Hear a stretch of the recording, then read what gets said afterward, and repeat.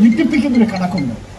Excise വകുപ്പിന്റെ വിമുക്തി അടക്കമുള്ള നടത്തിയ പഠനത്തിൽ പറയുന്നത് ഈ ലഹരി ഉപയോഗിച്ചു തുടങ്ങുന്ന പ്രായം 70% 10 വയസ്സിനും 15 വയസ്സിനും ഇടയ്ക്കാണ് എന്നുള്ളതാണ് ഏറ്റവും പ്രധാനപ്പെട്ട ഗുരുതരമായിട്ടുള്ള വിഷയം. നമ്മളിപ്പോൾ ഏകദേശം ആ പ്രായത്തിൽ നിൽക്കുകയാണ്. നമുക്കറിയാമല്ലോ, ഇത്തരം സാധനങ്ങളുടെ പേരുകൾ കോട്ടയും സുഹൃത്തുക്കൾ വഴി, ഇൻസ്റ്റാ വഴി, അതേപോലെ മറ്റു റീലുകൾ വഴി ഒക്കെ കേൾക്കുന്നത്.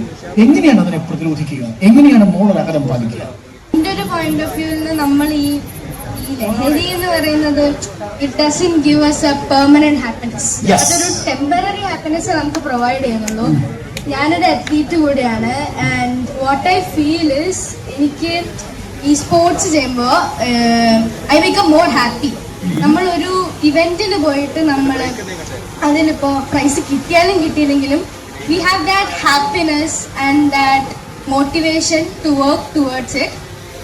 പക്ഷെ ഈ ലഹരി ഉപയോഗിക്കുമ്പോൾ എനിക്ക് പറയാനുള്ളൊരു ഏജ് ആയിട്ടൊന്നും ആയിട്ടില്ല. പക്ഷെ എന്നാലും ഞാൻ പറയുന്നു, ഞാനിതിൽ നിന്ന് എങ്ങനെയാണ് മാറി നിൽക്കുന്നത് വെച്ചാൽ I think of my family and friends, my close friends and my close family. എൻ്റെ അമ്മയും അച്ഛനൊക്കെ ആലോചിച്ചിട്ട് ഇതിൻ്റെ ഒരു ആവശ്യമുണ്ടോ, ഇതിൻ്റെ ഒക്കെ ഒരു ആവശ്യമുണ്ടോ? I have a lot of reasons to be happy nowadays അല്ല, എപ്പോഴും I have a lot of reasons to be happy. Family ആയാലും ഫ്രണ്ട്സ് ആയാലും എൻ്റെ സ്പോർട്സ് ആയാലും സ്റ്റഡീസ് ആയാലും എന്തായാലും എനിക്ക് I have a lot of things to be happy. So അതിൻ്റെ ഇടയ്ക്ക് ഇതിൻ്റെ ഒരു ആവശ്യമില്ല, and it is unhealthy. So ഇതൊക്കെ ആലോചിച്ചിട്ടാണ് ഞാനൊരു അകലം പാലിക്കാറുള്ളത്. കൂട്ടുകാരികളൊക്കെ അല്ലെങ്കിൽ കൂട്ടുകാരികളുടെ കൂട്ടുകാരികൾ ഇതേപോലെയുള്ള സബ്സ്റ്റൻസുകളെ കുറിച്ചൊക്കെ പറയുന്നത് കേട്ടിട്ടുണ്ട്? ഇല്ല, അങ്ങനെ പറയുന്നതായിട്ടൊന്നും ഞാൻ അങ്ങനെ ഒബ്സർവ് ചെയ്തിട്ടില്ല. ചിലരെങ്കിലും ഉപയോഗിക്കുന്നതായിട്ട് അറിയാമോ? ഇല്ല, എന്റെ ക്ലോസ് സർക്കിൾസിലില്ല. ക്ലോസ് സർക്കിൾസിലില്ല.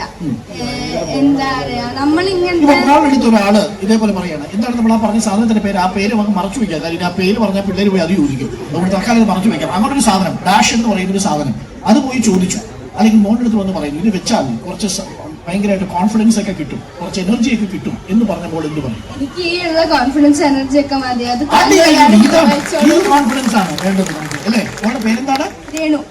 രേണു പറഞ്ഞതുപോലെ ഈ കോൺഫിഡൻസും ഈ ആത്മവിശ്വാസവും ഒക്കെ മതി എനിക്ക് എന്ന് പറയാൻ കഴിയുന്ന കുട്ടികളെയാണ് നമുക്ക് വളർത്തേണ്ടത്. ലഹരി കൊണ്ടുവരുന്ന സമയത്ത് നിങ്ങൾ നിങ്ങളുടെ വീട്ടുകാരെ ആലോചിക്കുന്നു എന്നാണ് രേണു പറഞ്ഞത്. അത് ആലോചിക്കാതെ പോകുമ്പോഴാണ് ഒരു അഫാൻ ജനിക്കുന്നത്, ഒരു ആഷിക്ക് ജനിക്കുന്നത് എന്നുള്ള കാര്യം നമ്മൾ ആവർത്തിച്ചു പറഞ്ഞുകൊണ്ടിരിക്കണം. Thank you Renu, that's a good comment. കണക്ക് നമ്മളോട് പറയുന്നത് 1734 ലഹരി കേസുകളിൽ ലഹരി എക്സൈസ് വകുപ്പിന്റെ കയ്യിൽ വന്നതിൽ 1600 കേസുകളും വരുന്നത് ന്യൂക്ലിയർ ഫാമിലിയിൽ നിന്നാണ്. 134 കേസുകൾ മാത്രമാണ് കൂട്ടുകുടുംബ ഫാമിലിയിൽ നിന്ന് വരുന്നത് എന്ന ഞെട്ടിക്കുന്നൊരു കണക്ക് കൂടിയുണ്ട്. നമുക്കപ്പം പണ്ട് കാലത്ത് തൊടിയിലൊക്കെ ഇറങ്ങിപ്പോക്കെ എറുത്തും കുട്ടികൾക്കൊപ്പം കൂട്ടുകാരിയും ഇൻസ്റ്റന്റ് റീൽസ് ഒന്നും ഇല്ലാതിരുന്ന് ജീവിച്ചിരുന്ന കാലമല്ലേ. ഇപ്പൊ വാട്സപ്പ് അക്കൗണ്ട് ഉണ്ടല്ലോ, ഫേസ്ബുക്ക് ഉണ്ടല്ലോ, ഇൻസ്റ്റാ റീൽ ഉണ്ടല്ലോ. റീല് ചെയ്യാറുണ്ടോ? മത്സര ഗോപിനാഥാണ്, അഡീഷണൽ ക്യാബിനറ്റ് സെക്രട്ടറിയാണ്. ഞാൻ ഇപ്പൊ എനിക്ക് തോന്നുന്നത് എന്താ വെച്ചാല് ന്യൂക്ലിയർ ഫാമിലിയിലെ പാരന്റ്സും കുട്ടികളുമായിട്ട് തീരെ കമ്മ്യൂണിക്കേഷൻ ഇല്ല. ഫോണിൽ കൂടിയാണ് ഊണ് കഴിക്കാൻ വരെ വിളിക്കുന്നത്. ഒന്ന് ആലോചിച്ച് നോക്കും ഒരു ബന്ധം. ഞങ്ങളുടെ മക്കളുടെ ഒക്കെ പ്രായത്തില്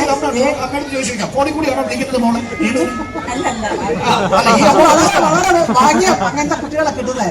ഞങ്ങളൊക്കെ സ്കൂളിൽ നിന്ന് വന്നു കഴിഞ്ഞാൽ ഞാൻ എന്റെ മക്കളെ, എനിക്ക് 6 പേരക്കുട്ടികളുള്ളതാണ്, ഞാൻ എന്റെ മക്കളെ 7 മണിയായാൽ എല്ലാവരും പഠിപ്പ് കഴിഞ്ഞ് ടേബിളിന്റെ മുകളിൽ ഇരിക്കുക, അന്നത്തെ സ്കൂളിലെ വിശേഷം, ഹസ്ബൻഡ് ഓഫീസിലെ വിശേഷം എല്ലാം പറഞ്ഞിട്ടാണ്. അങ്ങനത്തെ ഒരു ജീവിതം ഓർക്കാൻ പോലും പറ്റില്ല. കുട്ടികളുടെ തല പൊന്തിക്കാറില്ല. ഏത് സമയത്തും അടിനാട്ടിലാണ് ഇപ്പൊ മൊബൈൽ ഫോണില്. പാരന്റ്സിന്റെ ഒരിക്കലും പാരന്റ്സും അതന്നെയാണ് സ്ഥിതി. കുട്ടികളുമായിട്ടുള്ള സ്നേഹക്കുറവ് ഇതിലുണ്ട്. എന്തും പറയാനുള്ള നമ്മളടുത്ത് മാഡം ഈ കുഞ്ഞുങ്ങളോട് കുട്ടികളോട് ഇങ്ങനെ പറയുന്ന സമയത്ത് അവരെങ്ങനെ റിയാക്ട് ചെയ്യുന്നത്? അയ്യോ അമ്മമ്മ ഞങ്ങൾ കളിക്കാണ്, അല്ലെങ്കിൽ അച്ഛമ്മ ഞങ്ങൾ കളിക്കാണ്, അല്ലാതെ വേറെ ഒന്നല്ല. എന്താ ചെയ്യുക അവരോട് പറയുന്നത്? ഒരു ടൈം വെച്ച് കൊടുക്കണം കുട്ടികൾക്ക്. അത് കൊടുക്കണം. അത്ര സമയം അവർ നോക്കിക്കൊണ്ട് വിരോധമില്ല.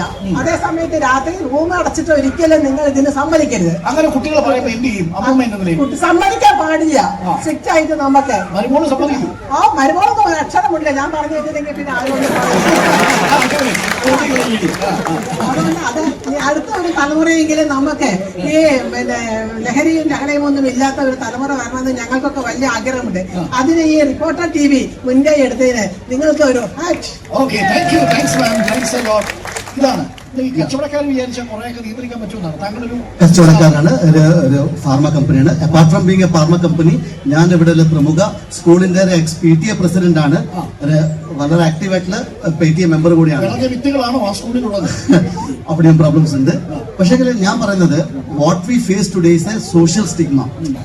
ഒരു കുട്ടി ഒരു സ്റ്റാർട്ടിങ്ങിൽ ഒരു ഡ്രഗോ മേ ബി എ സിഗരറ്റോ കഞ്ചാവോ ഇവൻ എനിത്തിങ് യൂസ് ചെയ്ത് കഴിഞ്ഞാൽ അവരുടെ പാരന്റിന് മനസ്സിലായി കഴിഞ്ഞാൽ ദേ പ്രൊലോങ് ഇറ്റ്. അവർ കുറെ സമയം പ്രൊലോങ് ചെയ്യും, വീട്ടിൽ നിന്ന് സോൾവ് ചെയ്യാൻ നോക്കും. ഈ ഒരു സോഷ്യൽ സ്റ്റിഗ്മ മാറ്റിയിട്ട് ദേ ഷുഡ് സീക്ക് ഹെൽപ്പ് ചെയ്യാൻ ഇവിടെ ഇഷ്ടംപോലെ ഓർഗനൈസേഷൻസ് ഉണ്ട്. ഘട്ടത്തിൽ അവൻ ഒരു സിഗരറ്റോ MDMA സബ്സ്റ്റൻസ് കണ്ടാൽ ആ നിമിഷം ഉപദേശിച്ച് നന്നാക്കാൻ നിൽക്കരുത്. ഇല്ല, we should seek help. There are lot of organisation which can help. ഒരു നിമിഷം ഞാൻ ഒന്ന് ഈ പറഞ്ഞ പോയിന്റിൽ സന്ദീപിന്റെ ഒരു ക്ലാരിഫിക്കേഷൻ എനിക്ക് വേണം. സന്ദീപ്, ഒരു പ്രധാനപ്പെട്ട പ്രശ്നം ഈ കുടുംബം ആദ്യം ഈ കുട്ടികളുടെ കയ്യിൽ നിന്ന് ഇതേപോലെ ഈ പൊടികളോ അല്ലെങ്കിൽ സിഗരറ്റോ ഒക്കെ കണ്ടെടുത്താൽ ആദ്യം നേരത്തെ അദ്ദേഹം പറഞ്ഞതുപോലെ ഉപദേശിച്ച് നന്നാക്കാൻ നോക്കും. അത് ശരിയാണ്. നന്നാക്കുന്നതിന് മുമ്പേ ആദ്യം നേരത്തെ പറഞ്ഞ പോയിന്റ് നമ്മൾ തന്നെ അവർക്ക് എക്സാമ്പിൾ ആയിരിക്കണം. ഇപ്പൊ നമ്മുടെ ലഹരി എന്ന് പറയുന്ന ഏറ്റവും പ്രധാനപ്പെട്ട കോമൺലി അവൈലബിൾ ആയിട്ടുള്ള ലഹരി എപ്പോഴും മദ്യം, പുകയിലയാണ്.